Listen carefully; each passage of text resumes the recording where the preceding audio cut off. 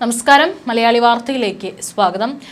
ഇറാനും അതുപോലെ തന്നെ അമേരിക്കയും നേരിട്ട് ചർച്ചയ്ക്ക് ഒരുങ്ങുകയാണ്. ഇത്രയും കാലം അമേരിക്കയുടെ ഭാഗത്തു നിന്ന് ഇറാന് കൃത്യമായിട്ടുള്ള ഒരു ഭീഷണി നൽകുന്നുണ്ടായിരുന്നു.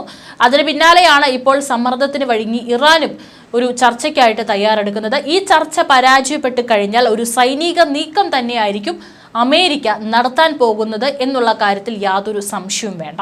പീസ് ഓർ ഗ്രേറ്റ് ഡേഞ്ചർ, അതായത് സമാധാനമോ വലിയ അപകടമോ, ഇതിലേതാണ് വേണ്ടതെന്ന് ഇറാന് തീരുമാനിക്കാം. ഇത് ട്രംപിന്റെ വാക്കുകളാണ്.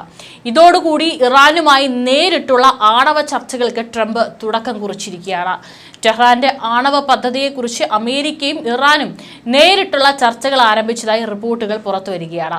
നേരിട്ടുള്ള ചർച്ചകൾ ആരംഭിക്കാനുള്ള US ശ്രമങ്ങളെ ഇറാൻ നേരത്തെ നിരസിച്ചതിന് ശേഷമാണ് ഈ പ്രഖ്യാപനം. ഇറാനുമായി ഞങ്ങൾ നേരിട്ട് ചർച്ചകൾ നടത്തുന്നുണ്ട്, അവർ ആരംഭിച്ചു കഴിഞ്ഞു, അത് ശനിയാഴ്ച നടക്കും, ഞങ്ങൾക്ക് വളരെ വലിയൊരു മീറ്റിംഗ് ഉണ്ട്, എന്ത് സംഭവിക്കുമെന്ന് നമുക്ക് നോക്കാമെന്നാണ് ട്രംപ് ഓവൽ ഓഫീസിൽ ഇസ്രായേൽ പ്രധാനമന്ത്രി ബെഞ്ചമിൻ നെതന്യാഹുവുമായുള്ള ചർച്ചയ്ക്കിടെ മാധ്യമ പ്രവർത്തകരോട് പറഞ്ഞിരിക്കുന്നത്. ഒരു കരാർ ഉണ്ടാക്കുന്നതാണ് അഭികാമ്യമെന്ന് എല്ലാവരും സമ്മതിക്കുന്നുവെന്നും ട്രംപ് പറഞ്ഞിട്ടുണ്ട്. പക്ഷേ കൂടുതൽ വിശദാംശങ്ങൾ പ്രസിഡന്റ് നൽകിയിട്ടില്ല. ചർച്ചകൾ പരാജയപ്പെട്ടാൽ ടെഹ്റാൻ വലിയ അപകടം നേരിടേണ്ടി വരുമെന്ന് കൂടിയുള്ള മുന്നറിയിപ്പാണ് ഇതിലൂടെ നൽകുന്നത്. ട്രംപ് നടത്താൻ സാധ്യതയുള്ള ഏത് നീക്കങ്ങളെയും നേരിടാൻ ഇറാൻ ഒരുങ്ങുകയാണെന്നാണ് വിവരം. അയൽ രാജ്യങ്ങളോട് ഭീഷണി കലർത്തി ചില ആവശ്യങ്ങൾ ഇറാൻ ഉന്നയിച്ചിട്ടുണ്ട് അത്രേ. കാരണം അമേരിക്കൻ സൈന്യത്തിന്റെ സാന്നിധ്യമുള്ളതാണ് ഇറാന്റെ അയൽ രാജ്യങ്ങൾ. പ്രത്യക്ഷ ചർച്ചയ്ക്കില്ലെന്നും പരോക്ഷ ചർച്ചയാകാമെന്നും ഇറാൻ അറിയിച്ചുവെന്നാണ് റോയിട്ടേഴ്സ് റിപ്പോർട്ട്. രണ്ട് രാജ്യങ്ങൾ തമ്മിലുള്ള പ്രശ്നങ്ങളിൽ ചർച്ച നടക്കുമ്പോൾ മധ്യസ്ഥരായ ഏതെങ്കിലും രാജ്യമോ സംഘടനകളോ ആവശ്യമാണ്. ഇസ്രായേൽ പലസ്തീൻ വിഷയത്തിൽ ഖത്തർ, ഈജിപ്ത് എന്നിവരാണ് മധ്യസ്ഥ വഹിക്കുന്നത്. ആഫ്രിക്കയിലെ അഫ്ഗാനിലെയും പ്രശ്നങ്ങളിലും ഖത്തറാണ് ചർച്ചയ്ക്ക് കളമൊരുക്കുന്നത്. റഷ്യയും യുക്രൈനും തമ്മിലുള്ള തർക്കത്തിൽ സൗദിയാണ് മധ്യസ്ഥർ. ഇറാനും സൗദി അറേബ്യയും നേരത്തെ തർക്കമുണ്ടായിരുന്ന വേളയിൽ മധ്യസ്ഥ വഹിച്ചത് ചൈനയായിരുന്നു. ഖത്തറും സൗദിയും തമ്മിൽ പോര് ശക്തമായ വേളയിലും ചൈനയാണ് ഇടപെട്ടത്. എന്നാൽ അമേരിക്കയും ഇറാനും പുതിയ ചർച്ചയ്ക്ക് ഒരുങ്ങാനിരിക്കെ ആര് മധ്യസ്ഥത വഹിക്കുമെന്ന ചോദ്യത്തിനും ഇറാൻ മറുപടി നൽകി. ട്രംപ് ആവശ്യപ്പെടുന്ന പോലെ നേരിട്ടുള്ള ചർച്ചയ്ക്ക് ഇറാൻ തയ്യാറല്ല, പക്ഷേ പരോക്ഷ ചർച്ചയാകാമെന്ന് മുതിർന്ന ഇറാൻ ഉദ്യോഗസ്ഥൻ പറഞ്ഞതായി റോയിട്ടേഴ്സ് അടക്കം റിപ്പോർട്ട് ചെയ്തിരുന്നു. ഒമാൻ വഴിയുള്ള പരോക്ഷ ചർച്ചയാണ് ഇറാൻ മുന്നോട്ട് വയ്ക്കുന്നത്. ഇറാനുമായി ഉടക്കി നിൽക്കുന്ന യൂറോപ്പിലെ ചില രാജ്യങ്ങളുമായുള്ള ചർച്ചയ്ക്കും ഒമാൻ ഇടനിലക്കാരായിരുന്നു. അതേസമയം ഇറാഖ്, കുവൈറ്റ്, UAE, ഖത്തർ, തുർക്കി, ബഹ്റൈൻ തുടങ്ങിയ രാജ്യങ്ങൾക്ക് ഇറാൻ നോട്ടീസ് അയച്ചുവെന്നാണ് മറ്റൊരു വിവരം. അമേരിക്ക ഇറാനെതിരെ ആക്രമണം നടത്തുമ്പോൾ അമേരിക്കൻ സൈന്യത്തെ സഹായിക്കരുത് എന്നാണ് നോട്ടീസിൽ ആവശ്യപ്പെട്ടിരിക്കുന്നത്. അമേരിക്കൻ സൈന്യത്തിന് നിങ്ങളുടെ വ്യോമപാത ഉപയോഗിക്കാൻ നൽകരുതെന്നും ഇറാൻ ആവശ്യപ്പെട്ടു. അമേരിക്കൻ സൈന്യത്തിന് സഹായം നൽകുന്നത് തങ്ങൾക്കെതിരായ പ്രവർത്തനമായി കണക്കാക്കുമെന്നാണ് ഇറാൻ വ്യക്തമാക്കിയിട്ടുള്ളത്. എന്നാൽ ഇറാന്റെ നോട്ടീസുമായി ബന്ധപ്പെട്ട് പ്രതികരിക്കാൻ മറ്റു രാജ്യങ്ങൾ തയ്യാറായിട്ടില്ല. ഇത്തരം സന്ദേശത്തെക്കുറിച്ച് അറിയില്ലെന്നാണ് തുർക്കി വിദേശകാര്യ മന്ത്രാലയം റോയിട്ടേഴ്സിനോട് പ്രതികരിച്ചത്. അമേരിക്കൻ സൈന്യത്തിന് ഉപയോഗിക്കാൻ തങ്ങളുടെ പ്രദേശം അനുവദിക്കില്ല എന്നും കുവൈറ്റ് അറിയിച്ചുവെന്നും ഇറാൻ മാധ്യമങ്ങൾ കഴിഞ്ഞ ദിവസം റിപ്പോർട്ട് ചെയ്തിരുന്നു. തിങ്കളാഴ്ച വാഷിംഗ്ടൺ DC പ്രസിഡന്റ് ഡൊണാൾഡ് ട്രംപും ഇസ്രായേൽ പ്രധാനമന്ത്രി ബെഞ്ചമിൻ നെതന്യാഹുവും ചർച്ച നടത്തി. വൈറ്റ് ഹൌസിൽ തിടുക്കത്തിൽ സംഘടിപ്പിച്ച കൂടിക്കാഴ്ചയിൽ നിർണായകമായ ഭൗമരാഷ്ട്രീയ വിഷയങ്ങൾ അഭിസംബോധന ചെയ്തു. ഓവൽ ഓഫീസ് ചർച്ചയിൽ ട്രംപ് മാധ്യമ പ്രവർത്തകരിൽ നിന്നും ചോദ്യങ്ങൾ ചോദിച്ചു.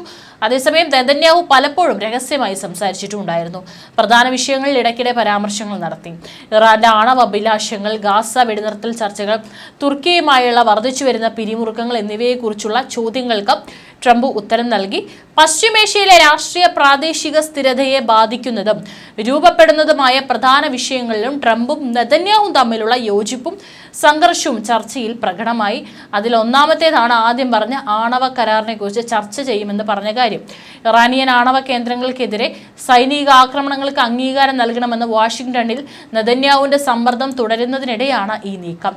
ഉയർന്ന അപകട സാധ്യതയുള്ളതും ദീർഘകാല ആണവ വ്യാപനം തടയാൻ സാധ്യതയില്ലാത്തതുമാണെന്ന് വിദഗ്ധർ കരുതുന്ന ഒരു ഓപ്ഷനാണിത്. ഭരണകൂടത്തിന്റെ ഇരട്ട നയതന്ത്ര സമീപനത്തെയും പരോക്ഷമായ സൈനിക ഭീഷണിയെയും ഇത് അടിവരയിടുന്നു. രണ്ടാമത്തെ കാര്യം, ഗാസയിൽ മറ്റൊരു വെടിനിർത്തൽ അമേരിക്ക പരിഗണിക്കുന്നു. ഗാസ മുനമ്പിൽ പുതിയ വെടിനിർത്തൽ ഉറപ്പാക്കുന്നതിനും ഹമാസ് തടവിലാക്കിയിരിക്കുന്ന ബന്ദികളെ മോചിപ്പിക്കുന്നതിനും US പ്രവർത്തിക്കുന്നു. ജനുവരിയിലെ വെടിനിർത്തൽ തകർന്നതിനെ തുടർന്ന് കഴിഞ്ഞ മാസം ഇസ്രായേൽ സൈനിക പ്രവർത്തനങ്ങൾ പുനരാരംഭിച്ച ഗാസയിൽ പുതിയ വെടിനിർത്തൽ നടത്താനുള്ള ശ്രമങ്ങളെ ഇരു നേതാക്കളും അഭിസംബോധന ചെയ്തു. 22 ഇസ്രായേലികളും ഇസ്രായേൽ പൗരന്മാരായ എഡാൻ അലക്സാണ്ടറും ഉൾപ്പെടെ ഹമാസ് ഇപ്പോഴും തടവിലാക്കിയിരിക്കുന്ന 59 ബന്ദികളുടെ മോചനത്തിൽ വാഷിംഗ്ടണിന്റെ ശ്രദ്ധ കേന്ദ്രീകരിച്ചിട്ടുണ്ടെന്നും ട്രംപ് സ്ഥിരീകരിച്ചു. ഞങ്ങൾ മറ്റൊരു വെടിനിർത്തൽ പരിഗണിക്കുകയാണ്. എന്ത് സംഭവിക്കുമെന്ന് നമുക്ക് കാണാം. പക്ഷെ ബന്ദികളെ മോചിപ്പിക്കാൻ ഞങ്ങൾ ആഗ്രഹിക്കുന്നു എന്നും ട്രംപ് പറഞ്ഞിട്ടുണ്ട്. ഗാസയിലും പലസ്തീൻ പുനരധിവാസത്തിലും മേൽനോട്ടം വഹിക്കണമെന്ന ട്രംപിന്റെ വിവാദ നിർദ്ദേശത്തെ അംഗീകരിച്ചുകൊണ്ട് ബന്ദികളെ വീണ്ടെടുക്കലും ഹമാസിന്റെ ഉന്മൂലനവും എന്ന തന്റെ ഇരട്ട ലക്ഷ്യങ്ങൾ നെതന്യാഹു സ്ഥിരീകരിച്ചു.